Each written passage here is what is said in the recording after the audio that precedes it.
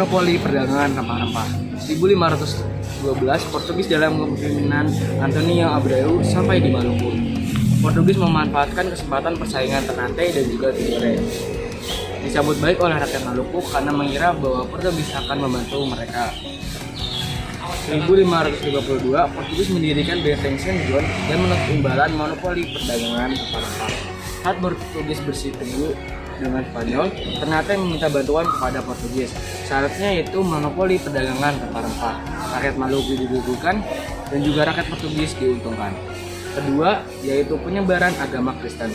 Franciscus Caverius, yaitu seorang misionaris yang tiba di Ambon pada tanggal 14 Februari 1546, tiba di Ternate pada tahun 1547, dan terus menyebarkan agama Katolik di Kepulauan Maluku.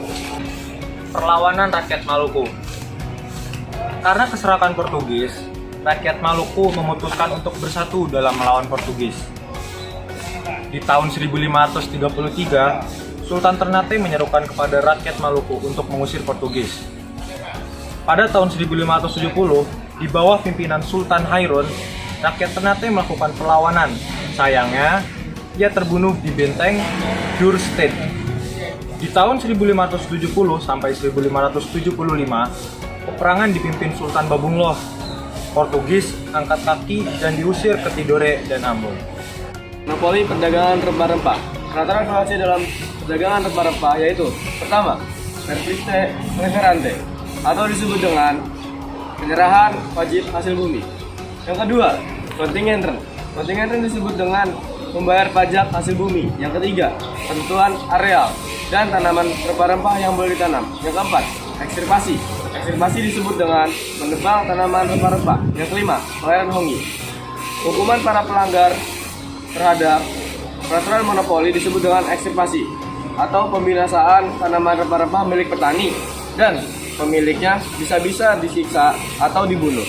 Akibatnya, penderitaan rakyat pun memuncak. Ekspansi wilayah. Demi melancarkan kebijakan pintu terbuka, tanam paksa yang mulanya diterapkan pada tahun 1830 secara bertahap akhirnya dihapuskan oleh pemerintahan Belanda. Diadakan politik pintu terbuka sebagai gantinya berdasarkan UU Agraria 1830. Undang-Undang Agraria.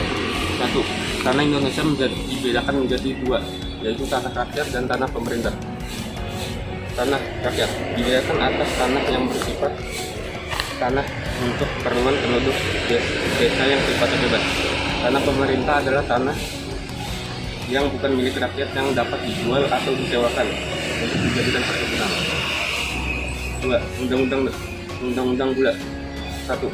Sewa hanya dilakukan antara 1 sampai 2 tahun. 2. Uang sewa sebesar hasil dari 1 kali panen petani kalau tanah itu dikerjakan oleh petani. 3. Investor asing wajib mengadakan perjanjian langsung atau kontrak dengan petani. Berikut ini beberapa perkebunan asing yang muncul di Indonesia. 1. Perkebunan tembakau di Deli, Sumatera Utara. Yang kedua, perkebunan tebu di Jawa Tengah dan Jawa Timur. Yang ketiga, perkebunan kina di Jawa Barat. Yang keempat, perkebunan karet di Sumatera Timur. Yang kelima, perkebunan kelapa sawit di Sumatera Utara. 6. Perkebunan teh di Jawa Barat dan Sumatera Utara. Arogansi Belanda terhadap kerajaan pribumi. 1. Monopoli yang dilakukan oleh Belanda. 2. Tanam paksa. 3. Politik etis. 4. Politik pintu terbuka. 5. Kerja rodi. 6. Ekspansi wilayah. Adanya praktik diskriminasi terhadap penduduk pribumi digolongkan berdasarkan status sosial dan kedudukannya.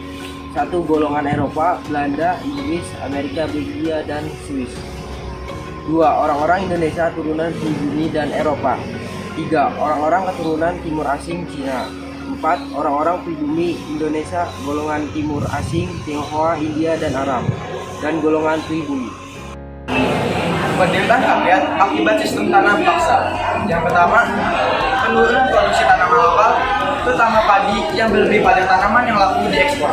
Yang kedua, Keduanya kepemilikan tanah petani yang harus dibagi untuk pemerintah Belanda. Dan yang ketiga, ada penderitaan fisik dan mental akibat kelebihan beban kerja. Selanjutnya, penderitaan rakyat akibat kelebihan kebijakan pintu terbuka. Yang pertama ada kemerosotannya tingkat kesejahteraan penduduk. Yang kedua, adanya krisis perkebunan. Yang ketiga, menurunnya konsumsi bahan makan sementara pertumbuhan penduduk Jawa meningkat cukup besar. Dan yang keempat, rakyat menderita karena masih adanya kerja rodi. Selanjutnya, penderitaan rakyat akibat politik etis. Yang pertama ada membangun perkebunan-perkebunan di Belanda. Yang kedua, memindahkan penduduk ke perkebunan untuk kerja rodi. Dan yang ketiga, stratifikasi dalam pendidikan.